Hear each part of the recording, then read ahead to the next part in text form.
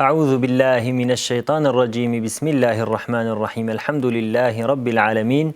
Ves salatu vesselamu ala seyyidina Muhammedinil emin ve ala alihi ve ashabihi ecmaîn. Allah'ın selamı, rahmeti ve bereketi siz değerli Rehber TV izleyicileri ve şu an bizi radyolarından dinleyen değerli dinleyicilerimizin üzerine olsun inşallah. Yeni bir fıkıh ve hayat programıyla tekrardan huzurlarınızdayız. Çok değerli Seyyidam Molla Abdülkudüs Yalçın ile birlikte sorularınızı yanıtlamaya gayret göstereceğiz inşallah.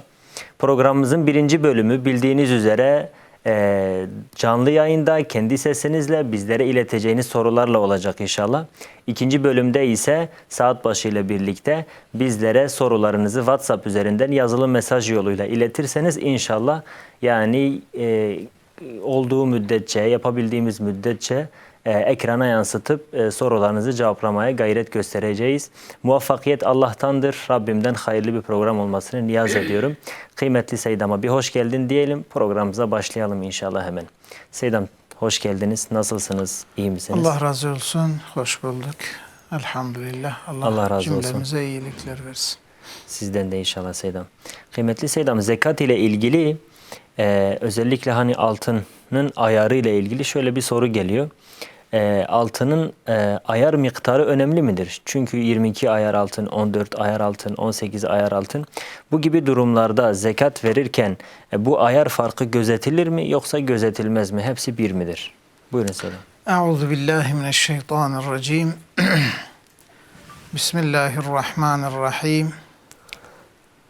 Elhamdülillahi Rabbil alemin ve salatu ve selamu ala seyyidina Muhammedin ve ala alihi ve sahbihi ecma'in. Rabbi şrahli sadri ve yessirli emri ve hlul uqdeten min lisani yefkahu kavli. Allah'ın selamı, rahmeti ve bereketi bizi izleyen kardeşlerimizin üzerine olsun ve bütün Müslümanların üzerine olsun. Amin Selam. Evet, şimdi Şafii mezhebine göre mağşuş olmamalıdır. Mağşuş dediğimiz yani karışık, içinde başka maddeler bulunan altın veyahut gümüş olur. Normal zekat bunun safi olanından hesaplanır. Bu nedenle mesela fıkhi bir terim olan miskal yani eski usule göre 20 miskal altın ise o saf altın olmalıdır. Bu nedenle yani en yüksek derece hangisi ise ayar hangisi ise ona göre hesaplanır ve 80 gram oldu mu zekat verilmelidir. Ama Hanefi mezhebinde yani bu ayar farkına pek şey vermemişler, önem vermemişler. Yani normalde altın olduktan sonra yani dışarıda bir miktar oldu. Ona göre artık onun gramajları hesap edilir ve zekat çıkarılır. %2,5-40'da bir. Evet. Peki Seydam, Allah razı olsun. Galiba ilk telefonlarımız hazır. Hemen alalım. Öncelikle Adana'ya bağlanalım. Buyurun, hoş geldiniz yayınımıza Adana. Öncelikle televizyonunuzun sesini kısarsanız bizlerle telefonla irtibat kurun. Buyurun. Tekrardan hoş geldin diyelim. Buyurun. Tamam, bir dakika. Hoş bulduk hocam. Buyurun, sizi dinliyorum şu an. Bir sorum olacaktı. Tabii, alalım sorunuzu. Sesiniz kısık geliyor. Hocam hep böyle bir geçiyor. Sesinizi biraz yükselterek konuşursanız daha iyi anlaşacağız. Buyurun. Hocam hep 3 geçiyor. Seydam, anlıyor musunuz? İçki içiyor diyor hocam. İçki mi dediniz? Evet. Tamam. Bunun hükmünü ne kadar istiyorum bırakmıyor. Tamam. Evet. Asıl ne yapayım diye bir hoca sorayım diye. Tamam, başımız gözümüz üstüne soralım inşallah. Sorunuz anlaşıldı. Maalesef ki eşiniz içki içiyor ve ne yapıyorsanız vazgeçemiyor. Bunu Seyda'ya soruyorsunuz. Peki, soralım inşallah. Selametle kalın. Bir diğer izleyicimiz Mardin'den. Buyurun, hoş geldiniz yayınımıza. Selamünaleyküm. Aleykümselam ve rahmetullah. Buyurun efendim. Selamünaleyküm Seyda abi. Selamünaleyküm Seyda abi. Aleykümselam sersera serçava. Keremkin.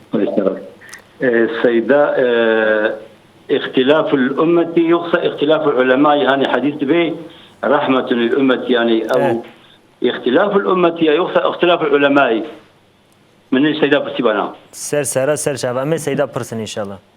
Tamam. Khadir Hatib diva. Mecbur razibe Khuda rahatiye bdevaji inşallah. Amaneti Khuda bin. Sersera serçava.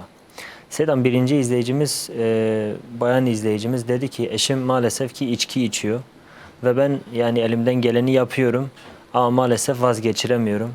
Acaba Seyda'mız bize bu konuda ne tavsiye eder? Yani ben ne yapabilirim bir bayan olarak bu konuda? Buyurun Selam. Şimdi yani bir bayanın yapabileceği pek bir şey yoktur. Eğer koca içki içiyorsa ve bu konuda hiç kimseyi dinlemiyorsa, yani diyor ben ne kadar istiyorum da yine bırakmıyor. Evet. Yani genelde erkekler kadınların bu konularda yani böyle zevk meselesi, alışkanlık meselelerinden bir hanımının sözünü elbette ki dinlemez yani. Burada eğer sözünü dinleyebilecek birileri, büyükleri varsa, çekindiği kimseler varsa, onlara dertlerini anlatır ve onlar ona bir nasihat ederler. Belki de bazı böyle müeyyideler de koyarlar. Yani belki bu konuda yardımcı olabilirler. Ama sırf kendisinin söylemesi tabii ki bir şey değiştirmez. Biz buna pek yani inanmıyoruz yani değiştireceğine. Elimizden de dua gelir. Biz de ona dua edeceğiz. Gerçekten zor bir durumdur. Erkek evin erkeği içki içerse, evin hanımı da buna karşıysa, istemiyorsa o kadın gerçekten ezilir yani. Çok eziklik hisseder, çok yani mazlumdur. Çok zor durumda kalıyor. Allah ona yardım etsin. Allah bir an evvel bu insana da hidayet nasip etsin. Amin Selam. Bu şeytanın işi pislik diye buyurdu o Allah Celle Celaluhu'nun. Şeytanın işi bu pislikten Allah onu uzaklaştırsın. Hidayet etsin. Amin. Ve gönlüne İslami bir şuur nasip etsin. Amin. Elimizden bu dua gelir. Yani söylediğimiz gibi eğer sözünü dinleyeceği, çekindiği bazı insanlar varsa ve onlar da böyle dinine sadık insanlar ise belki onlar bir şey yapabilirler. Ama kendisi bunu yapıyor. Tabii görevini yapıyor. O sevabı kazanıyor. Evet Selam. Fakat hani o yani kocası onu dinlemez yani. Peki Selam. İki telefonumuz daha var. Bu konuyla dilerseniz yine devam edebiliriz. Öncelikle Koca Eli'ye bağlanalım. Buyurun, hoş geldiniz yayınımıza Koca Eli. Yayında mı acaba? Koca Eli. Evet, yayındayım. Buyurun. Benim öncelikle size iyi akşamlar diyorum. Başım gözüm üstüne, sağ olun. Buyurun. Şimdi benim iki sorum olacaktı hocama. Tabii, alalım. Şimdi en alınır. Tamam. Birincisi bu. İkincisi de Kur'an-ı Kerim'i Şimdi- sessiz okuyarak da aynı sevap alabilir miyiz? Yani aynı sevabı aynı sessiz okumak gibi sevap alabilir miyiz? Siz ikincisini anladım ama birincisini tekrar edebilir misiniz? Kur'an-ı Kerim'i sessiz okuyarak da sevap alabilir miyiz? Tamam. Birinci sorunuz peki? Birinci sorun da en kısa salavat nasıl olmalıdır? Nasıl salavat getirmeliyiz? Evet, salavat hani mesela ben normalde bazı salavat okuyorum da. Evet. Hani en kısa salavat nasıl olmalıdır? En kısa. Tamam. Tamam. Soralım inşallah. Tamam, teşekkür ederim. Anlaşıldı. Bizler teşekkür ederiz. Allah'a emanet olun. Selametle kalın inşallah. Eyvallah. İkinci izleyicimiz Diyarbakır'dan. Buyurun. Hoş geldiniz yayınımıza. Diyarbakır. Selamünaleyküm, hoş bulduk. Aleykümselam ve rahmetullah. Allah razı olsun. Teşekkürler. Sizleri sormalı. Ama çok çok selam söylüyorum. Eyvallah. Aleykümselam ve rahmetullah. Sorum şu olacak. Buyurun. Vefat eden bir bayanın kocası Evet. seneler önce vefat etmiş. Diyor ki ben vefat edersem benim de kocamın kabrine koyun. Bu caiz midir? Tabii Hanefiyim ben. Hanefilere göre bu caiz midir? Hükmü nedir? Peki soralım inşallah. İnşallah Allah'a emanet Baş olun. göz üstüne. Selam. Sizler Allah'a emanet olun. Selametle kalın inşallah. Eyvallah. Sedam, birinci sorumuzla ilgili bu eşi içki içen hanımefendiyle ilgili örnek veriyorum. Eğer bayan, biz dedik ki o bayan ablamız görevini zaten yapıyor ve yapabileceği bir şey de ona etki edebilecek insanlarla görüşmesi, onları devreye koyması. Peki mesela diyelim ki belki vazgeçer diye kendisi eve giderse, babasının evine giderse, gerçekten buna inanıyorsa böyle bir çözüm yoluna başvurabilir mi? Genellikle soru aslında böyle geliyor. Böyle bir yola başvurabilir mi acaba? Yani ondan ayrılmak. Evet Selam. Şimdi- Geçici bir süreliğine, yani Evet. boşanma değil. Sadece hani vazgeçer, belki aklı başına gelir diye öyle bir çözüm Yok. yoluna başvurabilir mi? Kocasından Böyle- tabii habersiz Evet. yani. Böyle bir yola başvuramaz. Çünkü buna nüşuz denir. Evet Selam. Yani elbette ki hani mesela o haram, şimdi haramı terk ettirmek elbette ki mesela bu konuda bir mücadele verir. Tavsiyelerde bulunur ve şey yapar. Fakat hani mesela kadın yanlışları yaptığı zaman erkek hani şeyini ayırabilir. Yalnız kadın hakkında böyle bir rivayet falan biz duymadık. Bu nedenle kadın yine kendi görevini yapar. Onu şu hani belki o daha kötü bir neticeye de sebebiyet verebilir. Yani kocasını terk edip gitse bu adamın bu sefer zinaya düşmesi mümkün olabilir. Veyahut da o kızıp mesela tamamen boşama meydana gelir. Gerçi boşamasında pek zarar yok. Yani nihayet kadın belki kurtulur. Fakat yani böyle bir yol biz yani şer'i olarak böyle bir yolu biz bilmiyoruz yani. Peki Selam. Bu nedenle o sadece tebliğ mahiyetinde, tavsiye mahiyetinde söyler ve dediğimiz gibi mesela sözü dinlenilen bazı kişilere müracaat edebilir. Peki Selam, Allah razı olsun. İki Ha telefonumuz isterse daha var. şunu talep edebilir. Yani şer'i olarak yani Boşanma senin mı? yolun başkadır, benim yolum beni boşa, yani biz bu şekilde ben eziyet çekiyorum. Mahkemeye gidebilir yani bunun için. Yani bunun için bu böyle bir şey yapabilir yani. Peki Selam, Allah razı olsun. İki telefonumuz daha var müsaadenizle. Onları da alalım. İzmir'e bağlanıyoruz öncelikle. İzmir, hoş geldiniz yayınımıza. Buyurun, hoş geldiniz yayınımıza. Selamünaleyküm, hoş gördük. Aleykümselam ve rahmetullah. Hocamıza da çok selam söylüyoruz. Eyvallah, buyurun. Şimdi benim iki sorum olacak hocam. Evet. Birincisi, bu bireysel emeklilik caiz mi? Tamam, İkincisi de şimdi biz evimize geçeceğiz dedik. Evimize geçeceğimiz zaman adakta bulunduk. tamam. Bu adağı hemen yerine getirmemiz gerekiyor mu? Yoksa Tamam. ileriki zamanlarda da yerine getirsek olur mu? Tamam, sorunuz anlaşıldı, inşallah soralım. Başka Allah razı olsun. Hayırlı akşamlar. Allah'a emanet olun. Sizden de Allah'a emanet olun, selametle kalın. Eyvallah. Diğer izleyicimiz İstanbul'dan. Buyurun, hoş geldiniz yayınımıza. Esselamu Aleyküm. Ve aleykümselam ve rahmetullah. Hayırlı akşamlar. Sizlere de hayırlı akşamlar, sağ olun. Buyurun. Hocamıza hürmet ediyorum. Eyvallah. Buyurun. Şöyle bir sualimiz vardır. Bu düğün salonlarla ilgili söyleyecektim. Tamam. Müslüman, yani bu bir hastalık olmuş. Yani Müslümanların içinde hep böyle adam dindar Müslüman gidiyor, düğün salonunda düğününü yapıyorlar. Evet. Kadın erkek karışır. Bunun hakkında hocamız birkaç kelam etsin. Tamam. Bu Müslümanlar biraz kendine gelsinler. Soralım inşallah. Söyleyelim Seydamızın tavsiyelerini bu konudaki Teşekkür görüşünü ediyorum. dinleyelim. Dualarınızı bekliyoruz. Bizler teşekkür ediyoruz. Rabbim cümlemize selamet Hadi versin hayırlı inşallah. akşamlar. Allah'a Sizlere emanet de- olun. Cumanız da mübarek olsun. Siz de Allah'a emanet olun. Selametle kalın inşallah. Eyvallah. Seydam, diğer sorumuz, izleyicimiz dedi ki hadiste geçen ihtilaful ümmeti rahmetun. Yani bu hadisi biz nasıl anlamalıyız? Ümmetin, fertlerin ihtilafı mı yoksa ihtilafu ulemâil ümmeti rahmetun anlamalıyız. Yani bu kalıbı, bu ibareyi nasıl anlamalıyız? Doğrusu nedir Seydam? Buyurun. Şimdi ibareyi de biraz yanlış okudu. Hani Arapçayı bilmediği için normaldir. Evet. Orada elif lam yok. İhtilafu ümmeti rahmetun diye geçiyor. Peki. Hadiste bu şekildedir. İhtilafu ümmeti rahmetun. Evet.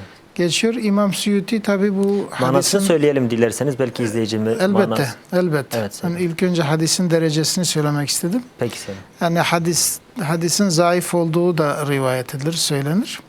Evet. Fakat bununla birlikte hadis meşhurdur ve manası sahihtir diye zikredilmiş ulema tarafından. Evet. Tabi ümmetten kasıt elbette ki yani ihtilafın yani içtihadi noktadaki olmasıdır. Hatta siyasi değil yani. Siyasi ihtilaf rahmet değil. Siyasi ihtilaf mesela diyelim ki hani İslam devleti vardır ama birisi çıkıp imama karşı baş kaldırıyor.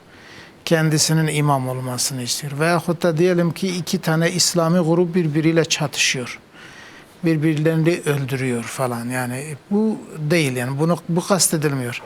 Orada elbette ki ulemanın ve içtihadi noktadaki. Fıkhi konularda. Evet, fıkhi konulardaki içtihadi Akidevi meselelerde. konularda değil yani. Evet, akidevi de değildir. Evet, Seydam. Yani fıkhi ve fıkhın furuundaki bu ihtilaftır. Mesela 4 mezhepteki ihtilaflar gibi. Evet, Seydam. Bu gerçekten rahmettir. Mesela diyelim ki ben Şafii mezhebine mensubum ama bazı noktalarda bir mecburiyetten dolayı yani Hanefi mezhebini taklit etmek zorunda kalıyorum. Bu bir rahmet oluyor, bir genişliktir. Bu açıdan Peygamber Efendimiz bunu söylemiştir bu hadis-i şerif. Bu şekilde anlaşılmıştır yani. Peki Seydam, Evet. Allah razı olsun inşallah. Diğer sorumuz Seydam, hemen soralım. İzleyicimiz dedi ki yani en kısa salavat nasıl getirilir? Biz en iyi salavatı da söyleyelim.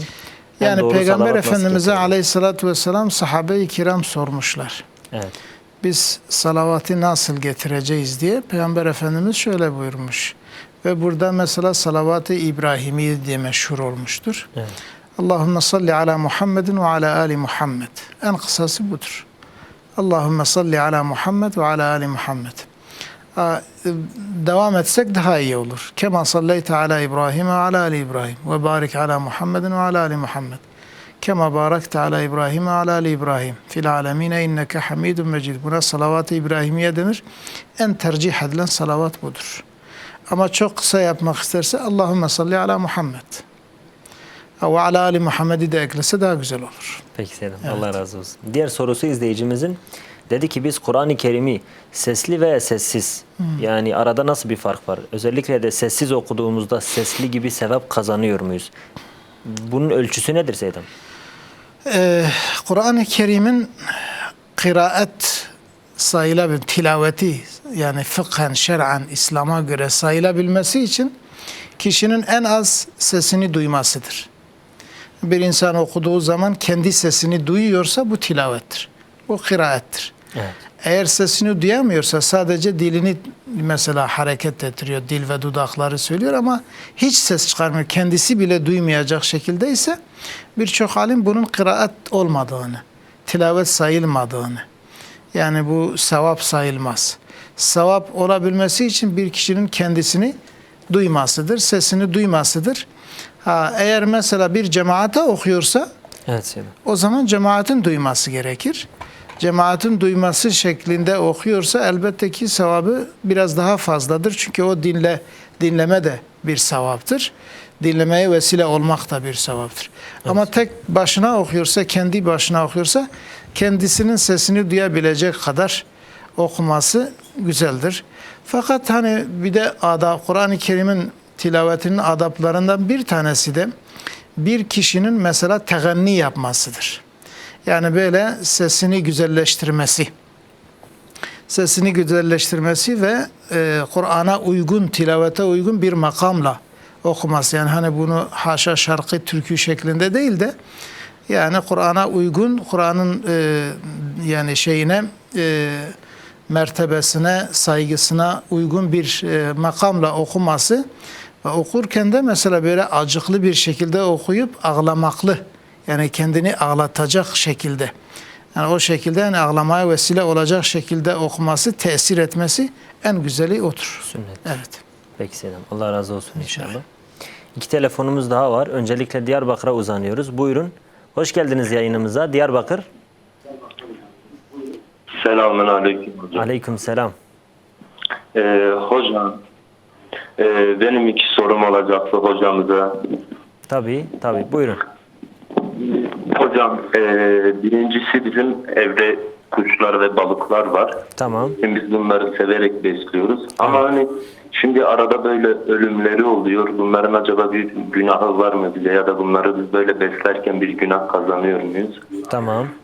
İkinci sorum da hocam. Şimdi bizim çocuğumuz oldu ama biz ismini Allah kurayla bağışlasın. çektik. Ev bireyi halkı olarak kurayla Allah çektik. bağışlasın inşallah. Allah razı olsun hocam. Biz adını Asmin bıraktık. Kürtçe kökenli bir isim. Anlamadım. Şimdi biz kulağına İsmini- ezan okurken de Tamam. adını Hava Asmin bıraktık. Acaba bunun bir sakıncası olur mu ya da olmaz mı? Sadece isimleri tekrarlayabilir misiniz? Ben anlamadım. İsimlerini biz kurayla çektik. Tamam. Ve burada bizim Asmin kökenli bir isim. Tamam. Kur'an'ı da biz ezan okurken adını Hava Asmin bıraktık. Tamam.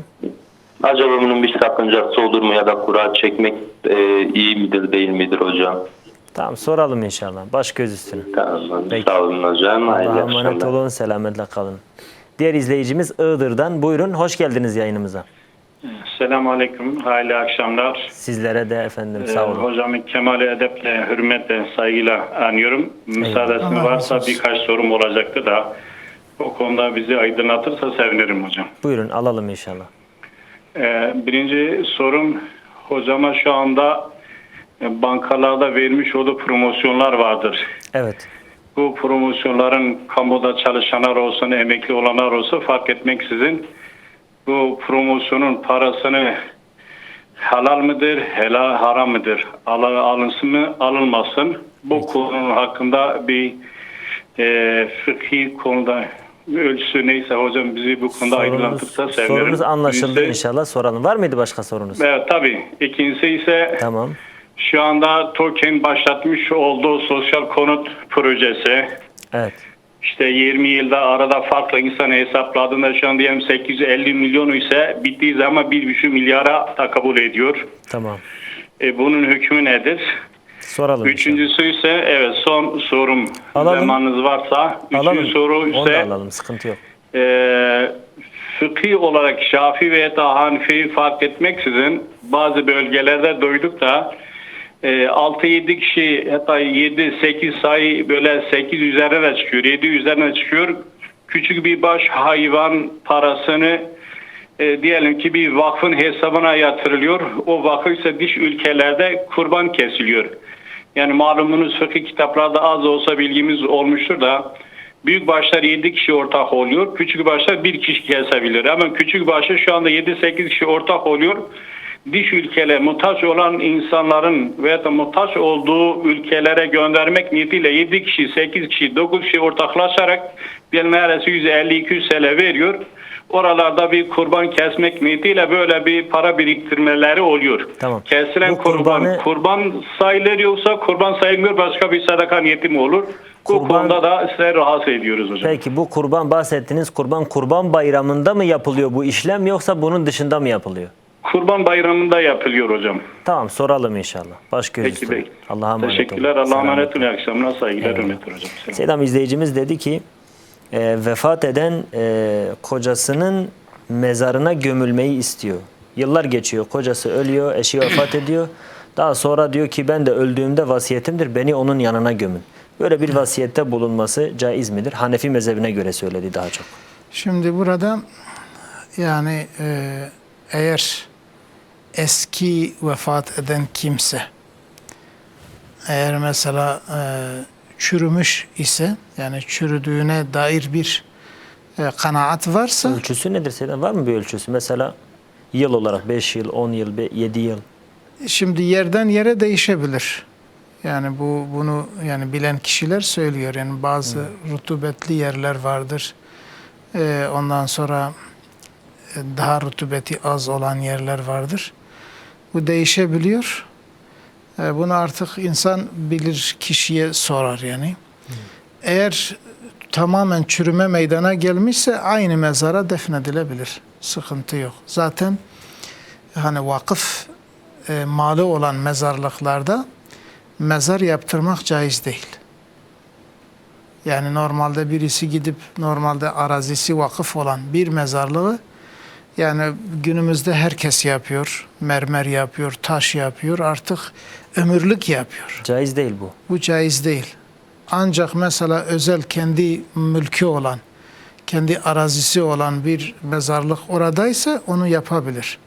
Fakat eğer normal şeyde ise, yani vakıf mezarlığında ise bunu yapmaması lazım. Çünkü orası mesela başkalarının da defnedilmesi için müsait olması lazımdır. Fakat maalesef umumul belva dediğimiz bir şey olmuş. Artık mezarı yapmayan kalmamış hemen hemen. Hatta yapmayan ve yaptırmayan biraz da böyle sanki ayıplanır oluyor. Bazı ilim ehli diyor ki mesela ulemanın mezarları yapılabilir. Hani o unutulmasın diye, ondan ibret alsın diye ve o ilmin sevabı için ve ilmin değeri için. Ama normalde şey yapılmaması lazım. İşte bu da eğer böyle bir çürüme meydana gelmiş ise defnedilebilir. Yok eğer meydana gelmemişse bu vasiyet yerine getirilmez. Yani kocası olup olmaması fark etmiyor. Fark etmez. Yabancı yani, da olabilir. Evet yani o şekilde. Seydam yani tam izah olsun diye soruyorum. Çürümeden kasıt kemiklerin de çürümesi midir tamamıyla? Evet. Yoksa sadece kemiklerin kalını? Yani kemiklerin de çürümesi lazım. Fakat şu var mesela diyelim ki o kemiklerin de çürüdüğüne inanılarak mesela diyelim ki mezar kazıldı ve bakıldı ki mesela kemikler var. O zaman diyor o kemikler bir kenara bırakılır ve diğer tarafta yeni ölü defnedilir. Bir sakıncası yok. Evet. Peki Seydam, Allah razı olsun inşallah. Diğer izleyicimiz Seydam dedi ki bireysel emeklilik caiz midir? Kısaca Seydam. Bireysel emeklilik hakkında daha önce de söylediğimiz gibi şüpheli bir durumdur. Tam net bir yani caizdir diyemiyoruz. Çünkü orada bilinmeyen bazı şeyler vardır. Ve bazı alimler de hatta mesela İslami usullere uygun olmayan bazı mesela yatırımlar var. Sen orada para yatırıyorsun. Para yatırmasan seni emekli yapmazlar. Para yatırıyorsun, o parayı çalıştırıyor. Onu mesela kullanıyor, şey yapıyor. Bunun karşılığında ondan sonra seni emekli yapıyorlar. Yani burada ya İslami usule uygun olmayan bazı muamelat vardır. Onun için bu bireysel emeklilik böyle tam haramdır denilemez fakat caizdir de denilemez. Onun için yapılmaması tavsiye edilir. Yapılsa dahi yapılan anlaşılan şirkete ya da kuruma bakılır. Öyle değil mi Seydam? Yani Daha o çok. zaten öyledir. Zaten oraya bakar faiz yapar mı yapmaz Diyelim ki mı? bankayla yapacaksa bunu Seydam. Yani genelde zaten bankalarla yapılıyor. Katılım Şirkete bankası şey yapsa olması da lazım. fark etmez. Katılım bankası da tam böyle net değildir. Peki Seydam. Yani bu şüpheli bir durumdur. Peki Seydam. Allah razı olsun inşallah. Evet. Bir de şöyle bir soru sordu izleyicimiz. Dedi ki biz bir konuda bir adak adadık. Bu adak şu an yani hemen mi yapmamız lazım? Adağın yerine getirilmesi vacip olduğunu biliyoruz, bir nevi yapmamız gerektiğini biliyoruz. Fakat bunu hemen mi yapmamız lazım yoksa biraz ertelersek günah mıdır acaba Seydam? Şimdi eğer yani söyledikleri şey meydana gelmiş ise. Gelmiş Seydam. Mesela meydana gelmiş ve imkanı da vardır. Yani o adağı verme imkanı da varsa ertelemesi caiz olmaz. Onu hemen yerine getirmesi lazım. Yani bütün imkanlar meydana gelmiş ise o zaman ertelemek doğru olmaz. Hemen yapması lazım. Fakat eğer mesela şartlar yerinde değil veyahut da daha mesela diyelim ki tam müsait değiller, o bir şey olmaz. Yani mesela diyelim ki 1-2 gün artık müsait olana kadar kendilerini Parayı hazır hale denkleştirene getirecek kadar. Yani o şekil olabilir. Fakat Peki. yani gereksiz yere mesela şeysiz, özürsüz tehir etmek doğru değil. Peki Selam, Allah razı olsun. 2 telefonumuz daha var müsaadenizle. Bursa, buyurun, hoş geldiniz yayınımıza. Buyurun. Ses. Hoş geldin. Biraz evvel ben yine de yani ben haftada 2 hutbe çıkartıyorum ama ben sessiz okuduğum zaman nefesim tutuyor. Ben sessiz okuyorum Kur'an'ı yani. Tamam. Hem de Kur'an'ı çok düzgün tecvidi de okuyorum ben yani. Evet. Seyda diyor yani sessiz okuduğu zaman yani buna sevabı yok. O zaman ben yanmışım yani. Ben kaç seneden beri her hafta 2 hutbe çıkartıyorum. O zaman ben bunu sevabını almasa o boşu da emeğim boşa gitmiş o zaman yani. Sorunuz anlaşıldı inşallah. Tekrar soralım Seyda'mıza inşallah. Bir de bu var. Bir de bunu da soracağım yani. Peki bu tilyaları adamın paraları var. Bankaya koyuyor yani o parayı getirip eve nereye koyacaktı o? Evde o parayı saklayamaz. Ne yapabilir o parayı? Mecbur bankada bekleyecek. O parayı eve getirip koyamaz ki. O nasıl olacak? Bir de ona bir fıtva yani. Bir de birisi dedi kazası olan beyti tuhaf edemez yani. Onu da soralım inşallah. 3 soru oldu. Tamam, teşekkür ederim kurban. Seyda'nın elinde öperim. Baş göz Size hayırlı akşam, hürmet ederim ben. Allah razı olsun. Selametle kalın inşallah. Sağ olun. Bir diğer izleyicimiz Van'dan. Buyurun, hoş geldiniz yayınımıza. Selamünaleyküm. Hayırlı akşamlar. Allah razı olsun. Teşekkürler sizlere de. Kolay gelsin inşallah. Seyda'mın ellerinden öpüyorum inşallah. Baş göz üstüne. Buyurun. Eğer 2 tane sorum olacaktı. Tabii, alalım. Hocam son günlerde bir takım insanlar alimler diyor ki camilere kesinlikle gitmeyin. İşte İslam'da camiler yok. Camide imam arkasından namaz kılınmaz diyorlar. Tamam. İkinci bir sorum ise hocam, din ile siyaset olmaz diyorlar. Yani kesinlikle siyaset haramdır. Öyle bir şey yok diyorlar. Tamam. İnşallah sorumuz yanlış. Anlaşıldı sorunuz. Allah sağ olsun. Soralım inşallah. inşallah. Baş göz üstüne. Allah'a emanet olun. Selametle kalın. Seyda'm, bir izleyicimiz dedi ki düğün salonları ile ilgili bir Müslüman dedi ki maalesef şu an Müslümanlarda var olan dedi genel olarak düğünlerini düğün salonlarında yapıyorlar ve karışık oluyor. Bu konuda Seyda'mız genel manada düğün salonlarıyla ilgili hangi ikazlarda bulunur? Doğru olan nedir? Helal ve haram ölçüsü neye göre belirlenir Seyda'm bu konuda? Evet. Buyurun. Şimdi benzer bir soru soruldu. Evet Seyda'm. Tabii bugün değil, yani bugün bu programda değil. Başka bir vesileyle soruldu. Okullar hakkında soruldu. İşte okula kız çocuğun gitmesi caiz midir, haram mıdır falan veya bu şekilde. Evet. Orada da söylemiştim. Yani şimdi önemli olan düğün salonu değil. Veyahut önemli olan okul binası değil. Evet canım. Önemli olan orada yapılan şeylerdir. Evet. Oradaki durumdur. Yani ister düğün salonu olsun, ister okul olsun, ister gezi turları olsun, ister meydandaki düğünler olsun. Veyahut ister mesela çarşı pazardaki alışverişler olsun. Ne olursa olsun. Ne olursa olsun.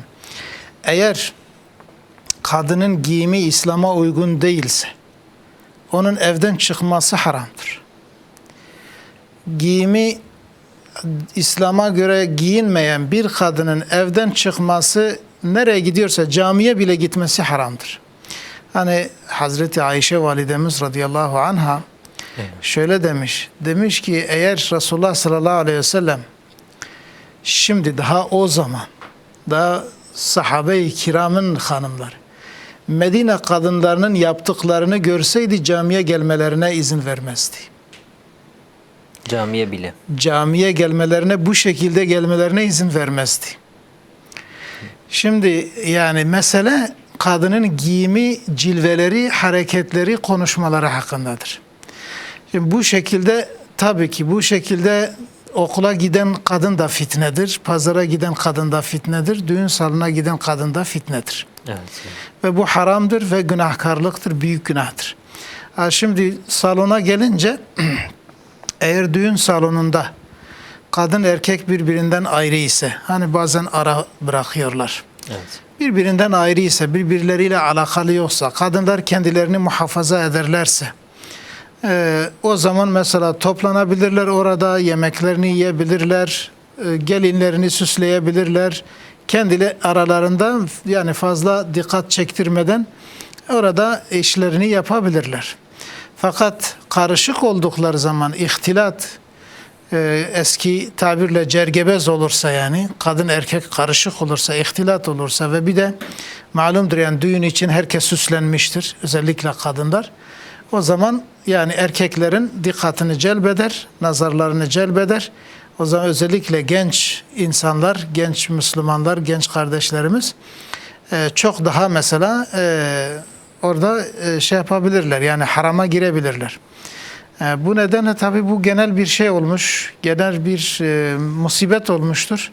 Maalesef bu tür şeyler, yani kadınlar günümüzde o uyumsuz, yani uygun olmayan hareket ve giyimleriyle her zaman ortadadır.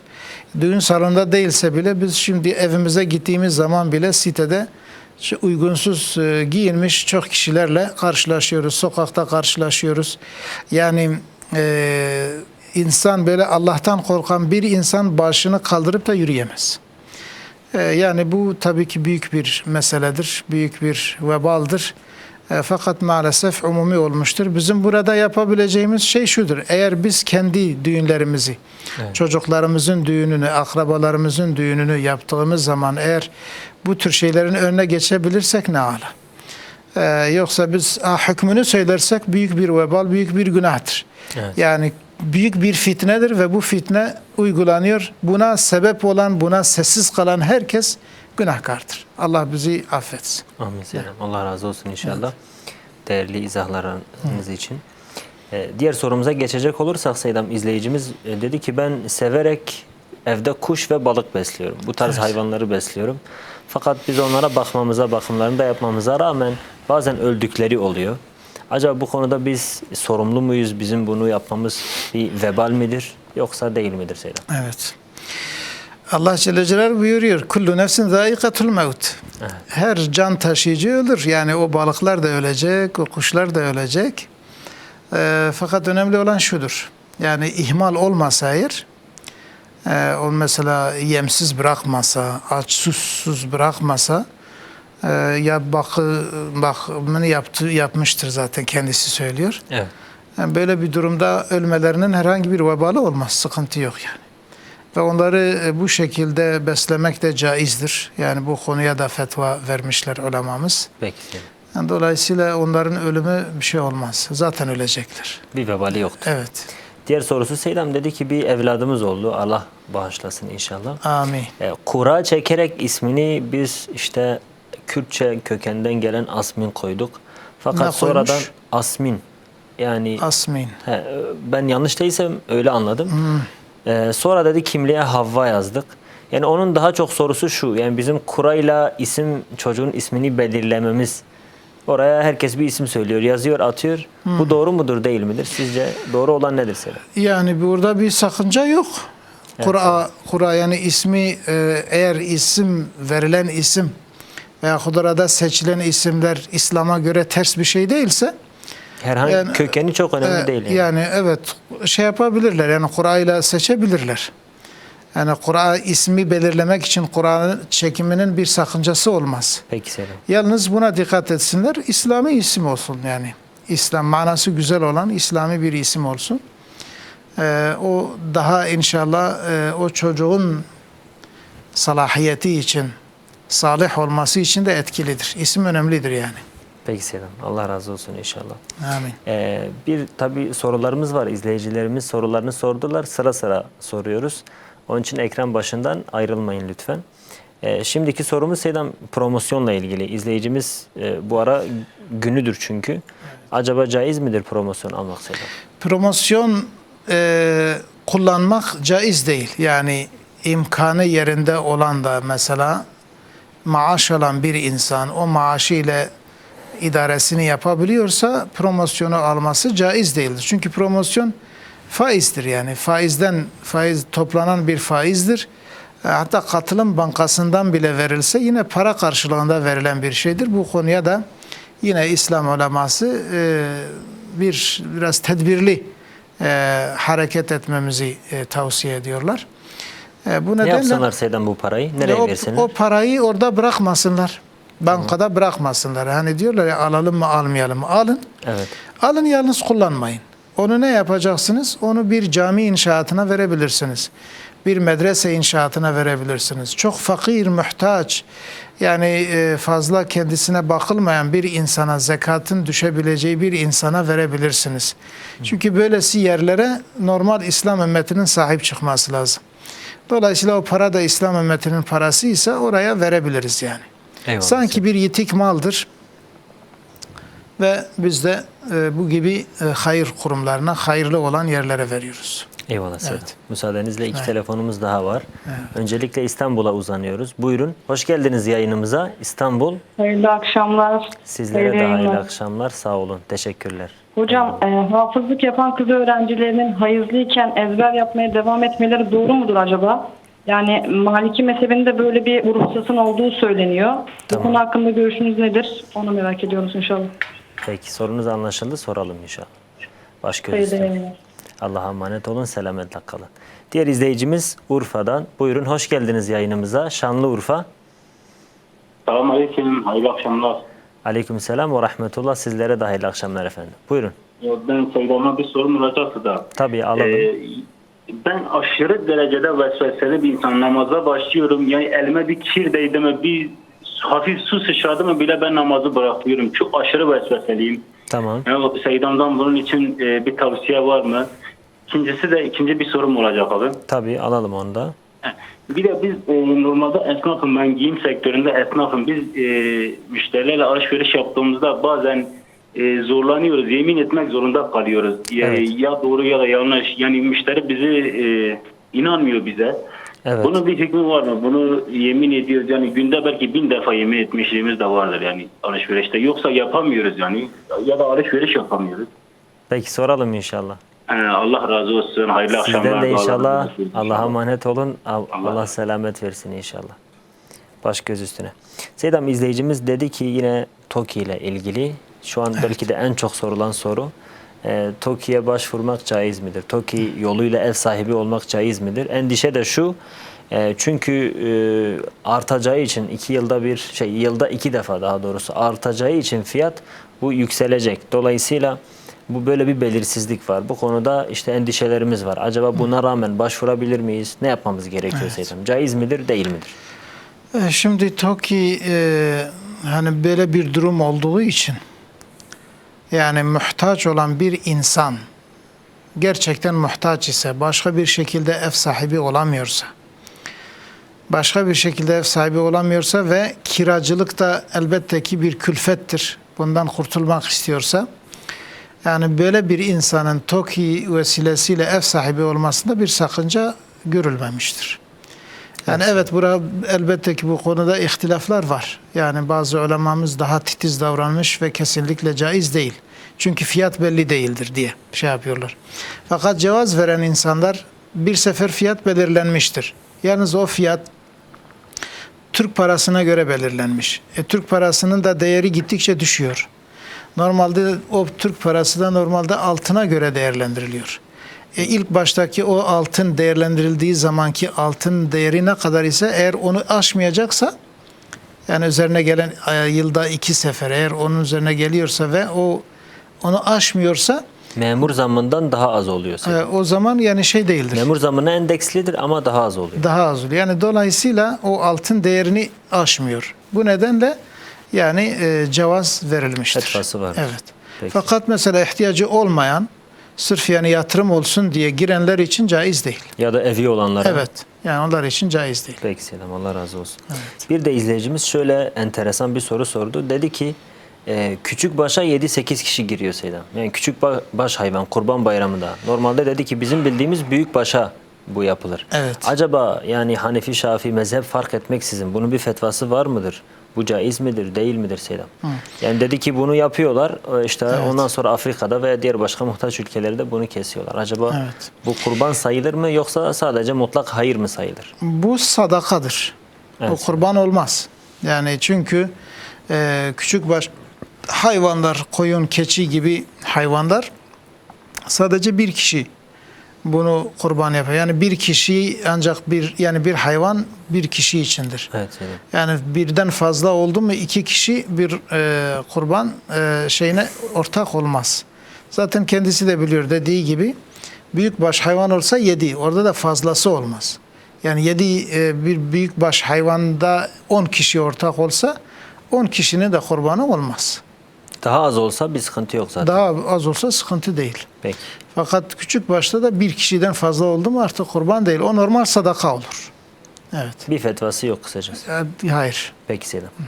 Diğer sorumuz, Seydam izleyicimiz önceki sorumuza binaen bu soruyu sordu. Dedi ki ben haftada birkaç defa hatim indiren bir insanım.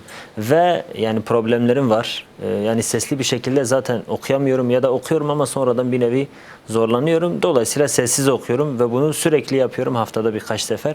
Acaba yani bu hatmin sevabı yok mudur? Yani ben sevap almıyor muyum? Ya da şu ana kadar eğer yoksa yapmış olduğum hatimlerin yani hiç mi sevabı yok diye bir soru sordu Seydam. Şimdi zaten bunu başka programlarda da dile getirdik. Evet. Kur'an-ı Kerim'e bakmak bile bir sevaptır. Yani o Kur'an-ı Kerim mushafa bakmamız dahi bir sevaptır. Evet. Eğer biz Kur'an-ı Kerim'e böyle sayfalarına bakarak o sayfaları çevirsek de o sevabı kazanıyoruz. Fakat kıraat olabilmesi için yani kendi sesini duyması lazım. Ki her insan da kendi sesini duyabilecek kadar herhalde okuyabilir. Belki yanlış anlamıştır. Yani ille de sesli oku, sesin etrafa gitsin demek istemiyoruz. Hatta mesela bazı durumlarda bu iyi de değildir. Ağzını kıpırdaması lazım yani. Ağzını kıpırdayacak Evet. ve o kıpırdama sesi gidecek kulağına ki en şey olur. Gürültülü bir durumda o mazurdur, bir şey olmaz. Etrafta çocuklar oynuyor, başka ses geliyor. Ama şöyle içinden okusa Seydam, bakarak içinden okusa. O sadece bakma sevabını alır. Evet Seydam. O bakma sevabını alır ama okuma, tilavet sevabını almaz. Peki. Gerçi bu konuda da bazı ihtilaflar mevcuttur. Bazı alimler demiş ki dilini döndürmesi yeterlidir. Bazı alimler böyle demiş ama cumhur sesini duyması lazım. Eyvallah Seydam. İnşallah yeterince izah. Evet. Yine de bir itiraz varsa tekrar arayabilirsiniz veya yazılı mesaj yoluyla iletebilirsiniz sorunuzu. Diğer sorusu dedi ki bankaya para yatırmak. Biz paramızı kendi yanımızda muhafaza edemiyoruz. Bunu bankaya yatırabilir miyiz? Kısa bir şekilde Seydam. Yani eğer katılım bankası ise, faiz bankası ise değilse yatırabilir. Tamam. Yani katılım bankaları da vardır. Faiz bankasına yatırıyorsan muhafaza niyetiyle yine günah kazanırsın. Çünkü şeyi vardır. Alternatifi vardır çünkü. Evet Seydam. Ama yok mesela fark etmez diye kendi kendine sen karar verirsen bu da parayla oynuyor, o da parayla. Bazıları öyle diyor. Bu da parayı aslında maksadı oraya yatırmaktır. Bu sefer yani faiz tarafına gitmektir niyeti. Bunu kendi kendine caiz görebilmek için diyor işte ikisi de farkı yok. İkisi de aynı şey işliyor. Evet. İkisi de mesela o her ne kadar dese ben faiz yapmıyorum da yalan söylüyor. Yani ikisi de parayla oynuyor. O da parayla oynuyor, o da parayla oynuyor. Hiç farkı yok. Dolayısıyla benim maaşım buradadır, ben burada bırakacağım. Sen bilirsin. Fakat o birisi açık diyor ben faiz yapıyorum, birisi özellikle diyor ben faiz yapmıyorum, ticaret yapıyorum. Madem ki öyleyse ben yani eğer gerçekten sen biraz dinini seviyorsan o faizden uzak olan yani faizden uzağım diyenin yanına bırak. Orada emanet olarak orada da muhafaza edebilirsin. Peki Seydam, Allah razı olsun. Bir ilginç soru daha geldi. Evet. Bazıları şöyle diyorlarmış ki kazası olan insan, namaz kazası olan insan Kabe'yi tavaf edemez. Beyti tavaf edemez. Acaba böyle bir şey var mıdır? Kesinlikle. O bir farizadır, o bir farizadır. Yani namaz da farzdır ve imkanı olup da hac eden bir insan için hac da farzdır. Elbette ki haccı eğer yapabiliyorsa, hac edecekse, şartlarının tamamını yerine getirirse o hac makbuldur. Peki Seydam. Allah'ın izniyle. Değerli izleyiciler, kısa bir reklam arasına gireceğiz. Sorularımız var. Onları inşallah reklam arasından sonra devam edeceğiz inşallah.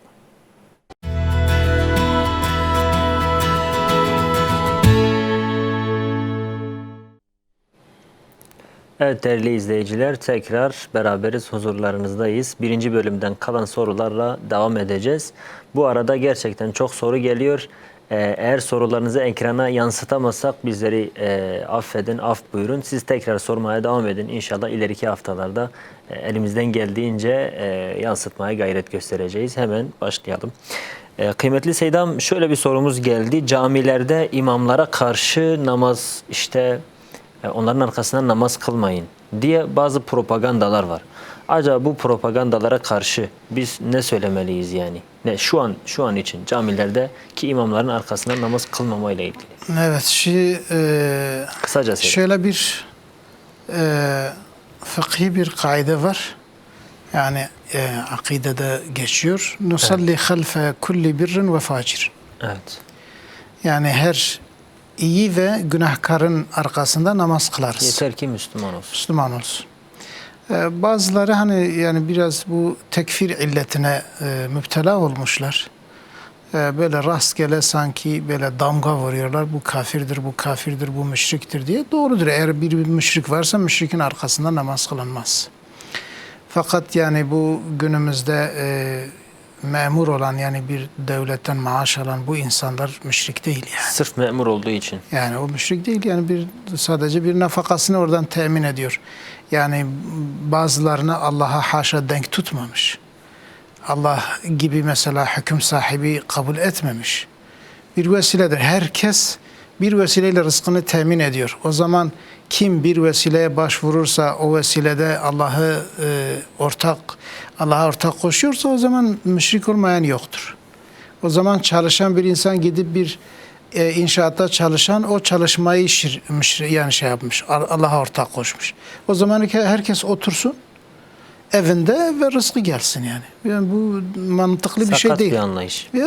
Çok sakat yani. Peki Seydam. Ne yaptıklarının diğer farkında değiller. Diğer sorusu da bununla ilgili aslında. Yine din-siyaset ilişkisi. Bazıları diyormuş ki dinde siyaset yoktur, din siyasete karışmaz. Kısaca Seydam, din-siyaset ilişkisi nasıl olmalıdır? Yani bu şimdi Peygamber Efendimizin hayatına bakalım. Şimdi Medine'de İslam devletini kuran Allah'ın peygamberi değil midir? Evet. Ve camide Müslümanlara imamlık yapan zat değil midir? Ve yine orduların başında komutan değil midir? Ondan sonra halifesi olan Hazreti Ebubekir aynı görevi yapmamış mıdır? Ondan sonra yani bütün Hulefai Raşidin. Yani yani mesela günümüzde hani bir söz var, diyor ki inandığınız gibi yaşamazsanız yaşadığınız gibi inanmaya başlarsın. Biz hep böyle görmüşüz ki böyle Allah'tan uzak, İslam'dan uzak insanlar milleti idare etmiş, partiler kurmuş, parti başına geçmiş. Biz diyoruz ki yani demek ki yani artık bu bize oturmuş, bizim yanımızda, fikrimizde yer bulmuş. Yani sanki artık İslam siyasete karşı. Halbuki İslam siyasetin ta kendisidir. Ve en doğru siyaseti yapan İslam'dır ve Müslümanlardır. Mesela siyaset demek yalancılık ise doğrudur. İslam ondan uzaktır. Ama siyaset demek idare etmektir. Yani bir milleti, bir devleti, yani hatta dünyayı idare etmektir. Dolayısıyla o idare şekli de değişebiliyor. İslam'a göre idare etmek var. Allah'ın rızasına göre idare etmek var. Ve şeytanın isteğine göre idare etmek vardır. Ama siyaset İslam'ın özüdür yani. Peki Seydam. Evet. Çok güzel izah ettiniz. Allah razı olsun. Bir diğer sorumuz Seydam. Dedi ki izleyicimiz, bir kadının, hafızlık yapan bir kadının Maliki mezhebine göre hafızlığını unutmaması için tekrar etmesi caiz midir, değil midir Seydam? Caizdir. Burada fetva vardır ve taklit edebilir. Maliki olmayan Şafii bacılarımız da, Hanefi bacılarımız da Maliki mezhebini taklit ederek o hafızlığını unutmamak ve hatta çocuklara ders vermek için de o taklidi yapabilirler. Ama hayızlıyken caminin içinde yapmasınlar. Tabii. Yani bu normal. Diyelim ki bir Kur'an kursu olabilir. Kur'an dersi için hazırlanmış bir yerde olabilir. Evet. Bir diğer sorumuz Seydam, izleyicimiz dedi ki ben çok vesveseli bir insanım. Evet. Yani böyle en ufak bir şeyde namaz kılarken üzerime bir su sıçrasa mesela, böyle en ufak bir konuda hemen namazımı bırakıyorum. Evet. Acaba bu konuda Seydam'ız bize ne diyor? Yani şunu diyebilirim ben, mesela onu herhalde yani mesela vesvese zaten ismi üzerinde. Herhalde diyor necis oldu. Yani necis oldu. Şimdi necislik ve taharet bu İslam fıkhının işidir. İslam fıkhına bakalım. Eğer ona necis diyorsa tamam. Baş göz üstüne, o da necis kabul etsin ve namazını bıraksın. Ama şunu ben ona söyleyeyim. Yani sahabe-i kiram camiye giderken birçoğunun ayağında ayakkabı yoktu. Ya yalın ayak gidiyorlardı. Yani. Ya da zaten yerde kılıyor, halı yok. Zaten halı yok. Hani diyelim ki o caminin içidir. Fakat dışarıdan hani sokaklardan geçerek gidiyorlar. Yani o sokaklarda köpekler yaşar, hayvanlar yaşar. Mesela kış olur, şey olur. Ne yaparlardı? Yani camiye girmeden önce ayaklarını yere sürtürlerdi. İçeri girip namaz kılarlardı. Yani o kadar zorlaştırma. Evet. Yani biz ona tavsiyemiz şudur. Yani dünyayı kendine dar etme. Dünya o kadar dar değildir. İslam musamaha dinidir. Kolaylık dinidir. Sen kendi kendine mesela dünyayı daraltıyorsun, zorlaştırıyorsun. Bu şeytandır. Zaten vesvese şeytanın işidir. Sana tamamen bıraktırmak istiyor. Zorlaştırıp bıraktırmak istiyor. Bir de kirli şey ile necis şey arasındaki farkı bilmesi lazım. Birçok insan kirli şeyi necis zannediyor. Hayır. Yani necis o yanlıştır. Şeyler bellidir yani. Evet, necis yanlıştır. olan şeyler bellidir. Şimdi kir mesela hiç necise bulaşmadan senin üzerindeki elbise yani o ter ve şeyden dolayı, tozlardan dolayı bakıyorsun kirleniyor. O necis değil. İş elbisesiyle de namaz kılabilirsin. Namaz kılabilirsin. Yeter ki o iş elbisenle necise bulaşmamışsın. Peki Selam. Evet. Allah razı olsun. Teşekkürler. Mecbur. Diğer sorusu izleyicimiz dedi ki ben giyim sektöründe çalışıyorum. Dedi bazen öyle oluyor ki müşterilerin ısrarları veya inanmamaları üzerine biz 1000 kere bile yemin ettiğimiz oluyor yani. Böyle çok yemin ediyoruz. Acaba dinen bunun bir sakıncası var mıdır? Yani eğer doğru yemin ediyorsa günahı yok. Doğru ise yani. Yalan söylemesin. Yalan üzerine yemin büyük bir günahtır. Doğru söylüyorsa yine iyi değil. Yani yemin etmemesi en iyisidir. Fakat hani mesela diyor ki satış yapamıyoruz. Eğer bu yemini yapmazsak satış yapıyor. O zaman doğruyu söylesin. Yani kesinlikle katiyen yalan üzere veyahut da hani onu kabul et. Yani rızasını alayım diye o yemini yapması doğru olmaz. Diyelim ki yalan yere yemin ediyorsa Seydam veya bazen yalan da giriyorsa. Evet, o büyük bir günahtır. Cezası nedir Seydam? Büyük bir günahtır yani. Allah Celle Celaluhu şimdi Peygamber Efendimiz Aleyhisselatü Vesselam diyor Müslüman yalan söylemez. Evet Seydam. Yani zina bile yapar, yalan söylemez. Çünkü zina yapar belki pişman olur, tevbe eder ama yalan Müslümana yakışmaz. Başkasını kandırır. Evet. Peki Selam, Allah razı olsun. Hemen hazırsa programımızın ikinci bölümüne geçelim. Sorularımızı alalım. Geldi ekrana. Bir kadın Seydam hayızdan çıktıktan sonra yıkanmadan cinsi münasebete girebilir mi demiş izleyicimiz. Hayır. Hanefi ve Şafii mezhebine göre, ikisine göre de. Hayır, giremez. Yani o ancak temizlenir, yıkanır, ondan sonra bu ilişki yapılabilir. Peki Selam. Gelsin diğer sorumuz. Kaçak telefon kullanmanın hükmü nedir Seydam? Gümrükten geçirilmeyen telefon.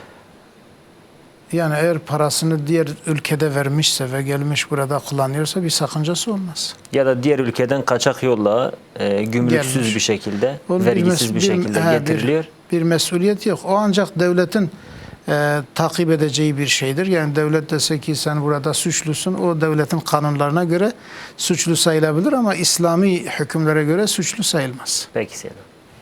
Gelsin diğer sorumuz. 1 aylık hamileyim, 3 çocuğum var. Hem maddi hem manevi olarak bakacak durumda değiliz. Bebeği aldırmakta bir vebal var mıdır? 3 aylık Seydam. 1 aylık hamile. 3 çocuğum var. Evet. Yani 1 aylık hamile olan bebeği aldırabilir mi Seydam? Şimdi sebebi nedir? Sebebi, diyor ki maddi manevi sıkıntılar. Yani çocuğa bakamayız diyor. İşte o yanlıştır. Bunun için onu aldırması caiz değildir. Şöyle diyebilirdi. Benim hastalığım var. Yani bu hastalıktan dolayı mesela bu bebek eğer kalırsa benim hastalığım ciddi bir şekilde sakatlığa gidecek derecede bir şey vardır. Eğer öyle bir şey olsa o zaman mazur sayılır.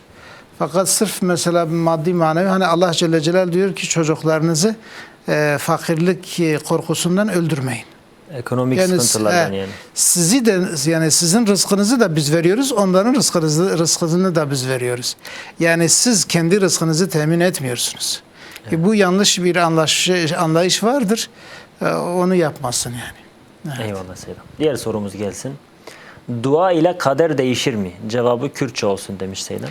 Yani dua kadera ku Xuda Azze ve Celle takdir kirbe ev ya da gişnabe ama henek tiştene. Henek tiştene mesela muallak neviye ulema dibêjin dibe hinek qederê muallak hene. Yani wana Xuda Azze ve Celle li hêviya duayê hiştê gotiye viya dua bike ve viya bi vî şeklî be dua neke ve wiha be hinek tiştin her tişna her tişt degiş nabe. Fakat hinek tişt dibe ku degiş bibin. Fakat ev dua mutlaka vakta ise tesira ve heye eğer ku duayı tişti de kabul ne beje Xuda Azze ve Celle ve mukafatek edine bidiye yani. Biraz sürekli devam. Diğer sorumuz gelsin. Namaz kılarken ister istemez aklımız başka yere gidiyor. Ne yapmamız gerekiyor Seydam? Yani merve dicbovi yani bunun için de insan dua eder. Evet Seydam. Yani Allah'a mesela ya Rabbi tam bir huşuğa beni muvaffak eyle. O mümkün mertebe mesela namaza başlamadan önce biraz hazır hale getirelim kendimizi. Yani o çok önemlidir hakikaten. Namaza girmeden çünkü büyük bir olaydır. Namaz büyük bir eylemdir. Büyük bir mesela huzura varıyorsun Allah'ın huzuruna. Daha girmeden önce insan kendini hazır hale getirse ve o şekilde başlasa daha çok inşallah huşuğa muvaffak olur. Fakat hani çoğu zaman biz ne yapıyoruz? Mesela işimizi bırakıyoruz ama yani fikrimiz o iştedir. Biz diyor ya bu namazı aradan çıkaralım tekrar işimize dönelim. Öyle olursa namaz kılıncaya kadar o iş veyahut başka iş insanın fikrine gelir maalesef. Onun için fıkhen mesela yani sıkışıkken namaz kılınmaz.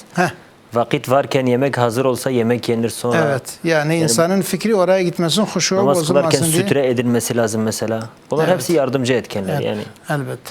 Peki selam, Allah razı olsun inşallah. Diğer sorumuzu alalım. Kadınlar kendi maaşını biriktirip eşi istemeden de hacca gidebilir mi demiş. Yani kendi maaşıyla kadının çalışıyor. Kendi maaşını mesela eğer kendi maaşıdır ve biriktirmiş. Kocasına vermek zorunda değil zaten. Yok vermek zorunda değil. Tamam. Fakat şu var mesela eğer hacca giderken böyle şey varsa mesela güvenli bir grup varsa, kadın grubu varsa ve izin çıkmışsa o zaman bir farizadır diye onu kocasından izin almasa da sıkıntı yok. Yani izin alacak. Yok, o öyle söylüyor. Diyor ki kocası biriktirip eşi istemeden de eşi diyor ki gitme, o diyor yok gideceğim. Farzdır. Malım var, gideceğim. Evet, yani eğer tam farz olmuşsa gidebilir. Yani İzin almak zorunda değil. Çünkü o farziyeti yerine getirmesi lazım. Peki, Haçtır çünkü. Allah razı olsun. Kadın erkek herkes üzerine farzdır. Evet. Gelsin diğer sorumuz. Promosyonla eşimi umreye gönderebilir miyim demiş. Hayır. Promosyonu hiçbir şekilde kullanılamaz. Kullanamaz. Onu daha önce söylediğimiz hayır kurumlarına versin. Peki Selam. Allah razı olsun. Ancak ne zaman kendisi için kullanılabilir? Onu belki izleyicimiz bilmiyordur. Yani kendisi maaş aldığı halde biraz gideri fazladır, borçludur ve o borçları da başka bir şekilde kapatamıyor. O zaman o borçlarını şey yapıyor. Yani zekat alabilecek durumdadır. Zaten zekat alabilecek durumdaysa kullanabilir. Peki Seydam. Allah razı olsun.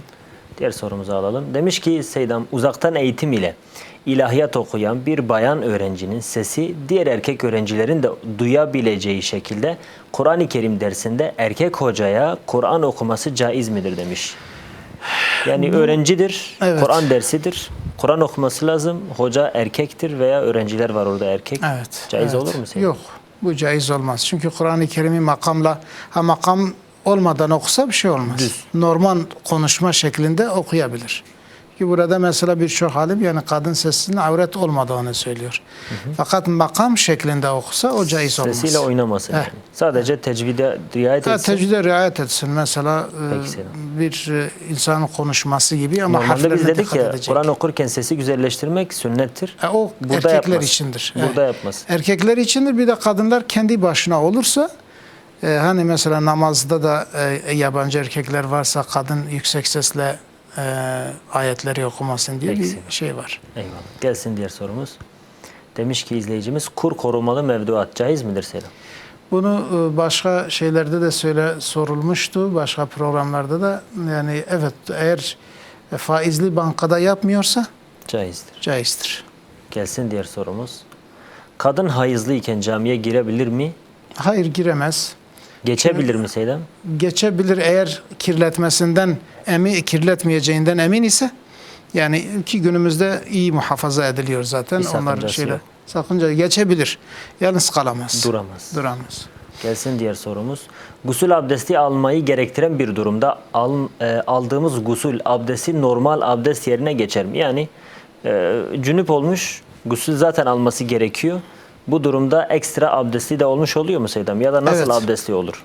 Yani şöyle yapar yalnız. Niyet Mesela o avret mahallini ilk önce yıkar ve niyetini orada getirir. Sadece bu iki taraf ve aralarının cenabetini kaldırmaya niyet ettim diyerek orayı ilk önce yıkar. Ondan sonra guslünü yaparken neveytu raf'al hadesil ekberi vel asgari, büyük ve küçük abdestsizliği gidermeye niyet ettim der ve o gusülle birlikte abdesti almış olur. Peki Seydam. Allah razı olsun. Evet. Gelsin diğer sorumuz. Alalım. Her akşam Vaka suresini okuyorum. Bunun aksamaması için hayızlıyken de dua niyetiyle yine okumaya devam edersem günah olur mu demiş. Yani Vakıa suresi dua değil. Dua niyetiyle diyor ama dua değil. Yani bunu yapmasın. Bunu yapmayın. Yapmanız caiz olmaz. Fakat hayızlı olmadığınız zamanlarda okumanız iyidir. Yani bazıları demiş rızık için iyidir. Veyahut rızık için olmasa da yine Vakıa suresinde birçok dersler vardır. Onlardan istifade için okumak iyidir. Yani okumasın çünkü Fakat zaten yok, sevabını alır değil mi? Evet yani o hayızlı iken bunu okumasın. Dua niyetiyle diyor ama dua değil. Şimdi dua niyetiyle mesela bir Felak suresini okuyabilirsin. Nas suresini okuyabilirsin. Ayet-el Kürsi'yi okuyabilirsin. Zikir niyetiyle bazı şeyler var. Veyahut da Amen Resulü'nün o son 2 ayeti mesela var. Hani son ayet orada duadır. Yani dua ayetlerini dua niyetiyle okuyabilirsin. Bir sakıncası. Veyahut da mesela bazı zikir var. Subhanallahi velhamdülillahi mesela gibi. Bu zikir yerlerini de okuyabilir ama normal bir süreyi Vakıa gibi bir süre o normal Kur'an-ı Kerim. Yani bunun dışında da ayet-i kerimeler var. Peki Seydam normalde her gün okuyor ya. Hayız ona engel olduğu için yine de okuyormuş gibi sevap alır mı? Elbette. Yani niyeti varsa o niyet ile yani keşke böyle olmasaydı okusaydım diye İnşallah o sevabı alacak. Allah razı olsun. Gelsin diğer sorumuz hemen. Faizli krediyle alınan evin durumu nasıl oluyor? Bir hocaya sorduk. İlla ki o evi satıp veya köydeyse o evi yıkıp tekrar helal yoldan yapın diyor. Başka bir imam da hayır evi yıkmaya gerek yok. Tövbe edip bol sadaka verin. Zaten bir sıkıntı olmaz. Ne yapalım Seydam? İkinci imamın sözü daha makuldur. Evet. Yani ben de o kanaatteyim. Yani sadaka versin, tövbe etsin bu kadar. Etsin. Evet. Sadaka vermek zorunda da değil. Çünkü değil bir sefer şey yapmış. Yani mesela kendisi faiz almamış. Faizi vermiş. Evet Seydam. Yani evet o faizi vermek de günahtır, haramdır. Ama vermiş yani.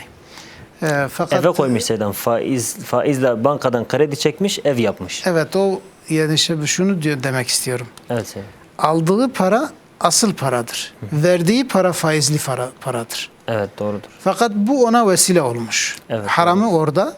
Dolayısıyla tövbe etsin yani. Peki, İstiğfar etsin, sadaka evi versin. falan yıkmaya, satmaya gerek yok. Yani bir israf olur. Peki. Evet. Eyvallah. Gelsin diğer sorumuz hemen. Seydam halamın vefatından 10 yıl geçmiş. Kızın vasiyeti beni annemin üstüne gömün diye vefat ettiği annesinin mezarını açtılar. Cesedi hala çürümemiş. Evet. Bunun hikmeti nedir acaba? En çok yaptığı şey ise cüz okumak. Yani çok Kur'an okuyan bir kadınmış demek ki. Evet. Şimdi bazı kitaplarımızda geçiyor. Yani insan bu Mülk suresi, her gece Mülk suresini okuyan bir insanın da cesedi muhafaza ediliyor. Bazı vesilelerle özellikle Kur'an-ı Kerim diyor o mümkündür yani. Mülk yani Tebareke değil mi? Tebareke suresi yani yatsıdan sonra okunuyor ya. Evet senin. Sünnettir.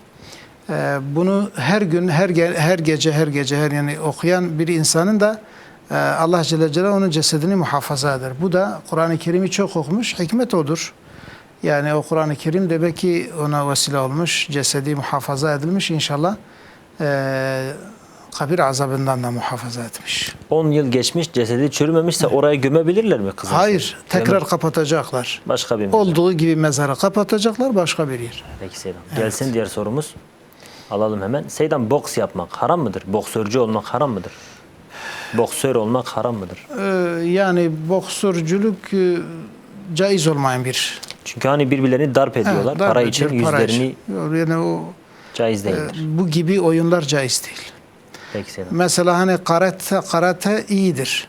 Bir spor şeklidir.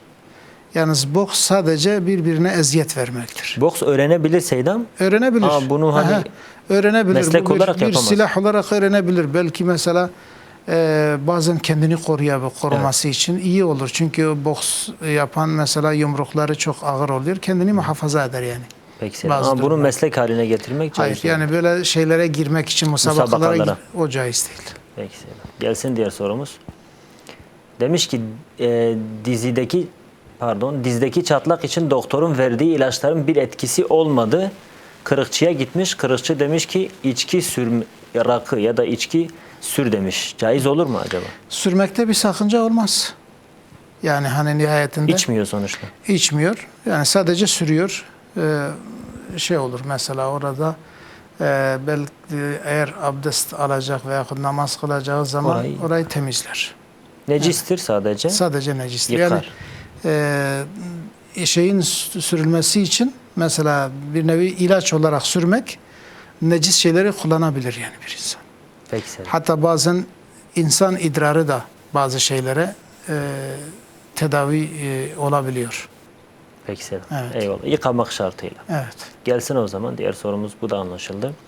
Demiş ki Seyyidem evde köpek beslemek haram mıdır Seyyidem? Günah mıdır? Eğer ihtiyaç değilse iyi değildir. Yani ihtiyacın dışında köpek beslemek bu mekruhtur en azından. Melekler girmez. Gerçi bazı alimler bunun haram olduğunu söylüyor. Birçok kişi bunun haram olduğunu söylüyor. Evet. Hele eğer insanlara zarar veriyorsa kesinlikle haramdır. Fakat eğer muhtaçtır, diyelim ki evi tek başınadır, köyün dışındadır veyahut evlerin dışındadır, hırsızlardan korumak veyahut da başka bir vesileyle yani ihtiyaç için olursa ya da bir şey olmaz. yeni varsayalım rehber köpekler. Mesela örneğin kadın tek başına yaşıyor veya tek başına olmasa bile amadır. Köpek ona rehberlik ediyor, getiriyor, götürüyor. Yani Bu öyle gibi bir şey varsa öyle talimli bir şey varsa evet. o da bir ihtiyaçtır, olabilir. Yani eğitim gören köpeğin kullanılması caizdir. Öyle değil mi Selam? Evet. Peki Selam. Gelsin diğer sorumuz. Onu da alalım. Vaktimiz az kaldı gerçi. Demiş eşim hep gizli bir şekilde izlenmemesi gereken TV dizilerini izliyor. Ben haram olduğunu söylüyorum fakat kendisi hiç aldırış etmiyor. Hiç kimse bilmediği için gizli günahları Allah affeder diyor. Gerçekten bu şekilde midir yani? Yani o eminlik iyi değil. O mesela gizli yapılan günahı Allah affeder diye bir şey. Hatta Allah Celle Celaluhu diyor ki yani gizli aşikar günahları terk edin diye emrediyor bize. Evet. Bizim terk etmemiz lazım. Nefsine mağlup olmuşsa da mesela insan diyebilir ben nefsime mağlup oluyorum. Valla bu günahtır. Fakat Allah bunu affeder diye bir eminlik, bir güven o doğru olmaz. Yani o kötü. Yani Allah Celle Celaluhu diyor ki yani Allah'ın rahmetiyle mağrur olma. Yani aldanma. Çünkü o Allah'ın elinde olan bir şeydir. Ve günahların şeyi bellidir yani. Mesela ama şunu diyebilirsin, ben tevbe ediyorum. Yani tevbe etsin. Yani her günahtan sonra tevbe var. Tevbe etmek iyidir ve farzdır. O tevbeyi yenilesin ve elinden geldiği kadar onu terk etsin. Yani sadece böyle Allah gizli günahı affeder diye bir şey. Hatta belki Allah Celle Celaluhu o gizli günahın daha çok belki cezalandırır. Böyle düşündüğü için evet. yanlış bir şekilde. Yani hatta mesela milletlerin yok oluşları diyor ki gizli ve aşikar yapılan günahlardır. Peki, bu nedenle bu şekilde yani kendini kandırmasın insan. Eyvallah Seydam. Evet. Son sorumuz da gelsin. Programımızın sonuna geliyoruz çünkü. Demiş Seydam izleyicimiz, havuzlu sitede oturuyorum. Havuzu kullanmıyorum ama aidatını ödüyoruz. Demek ki havuzda kadın erkek herhalde iç içe, öyle anlaşılıyor. Evden çıkmayı düşündük ama malumunuz fiyatlar çok yüksek. Yeni bir yere çıkmamız imkansız. Kıymetli hocamızın önerisi nedir demiş. Yani o aidatı ödemesi onun elinde değil. Çünkü biz de bir ara yani öyle bir eve böyle netice bu olacağını bilmiyorduk. Yani çoğu insan bilmiyor. Ama sonradan baktık ki havuza giriyor. Ama kadın erkek karışık değil de fakat kadınlar muhafaza etmiyor kendini. Yani bazen bakıyorsun ki havluyla çıkmış, sadece havluyla çıkmış, evden çıkmış, havuza gidiyor, o şekilde eve geliyor. Doğrusu yani hakikaten uygun olmayan bazı şeyler oluyor. Fakat hani diyor ki mesela biraz pahalı olmuş, doğrudur. Yani o imkansızlık inşallah onların mazereti olur. Yani sitede böyle bir havuz varsa o insanın o evden çıkması zorunlu mudur Seyyidem? Yani şu şekilde mesela hani aidatını vermemek, o şeye ortak olmamak en azından günahın yapıldığı bir yerden uzaklaşmak eğer imkan dairesindeyse çıkması elbette lazımdır. Ama zor ise, çok zor ise veyahut da mesela külfetli ise, imkan dışında ise o için mazerettir yani. Peki Seyyidem, Allah razı olsun. Bu soruyla birlikte değerli izleyiciler, programımızın da sonuna geldik. Gerçekten çok soru geldi. Ekrana yansıtamadık hepsini. Bizleri bu konuda yani mazur görmenizi istiyoruz. Son olarak Seyyidem söylemek istediğim bir şey varsa. Allah Celle Celaluhu bizi korusun, muhafaza etsin. Belki birçok cevap verdik. Eğer burada bir yanlış yapmışsa Rabbimizden af dileriz. Allah Celle Celaluhu bizi affetsin. Değerli seyircilerimizde eğer farkına varan varsa biz hazırız. Telefonla bizi uyarabilirler. Olabilir, insanlar bazen hata edebilir. Allah bizi affetsin. Mümkün mertebe İslami bilgilere göre cevap veriyoruz. Ve bunun dışında tekrar da biz Rabbimizden ahir zamanın fitnesinden bütün Müslümanları muhafaza etmesini istiyoruz. Amin Seyyidem. Allah-u Teala sizleri muhafaza etsin. Amin. Sizlere hayırlı, salih, uzun bir ömür nasip etsin inşallah. Çok istifade ettik. Değerli izleyiciler, haftaya tekrar inşallah kısmet olursa buluşuruz diyelim. Esselamu Aleyküm ve Rahmetullahi ve Berekatuhu.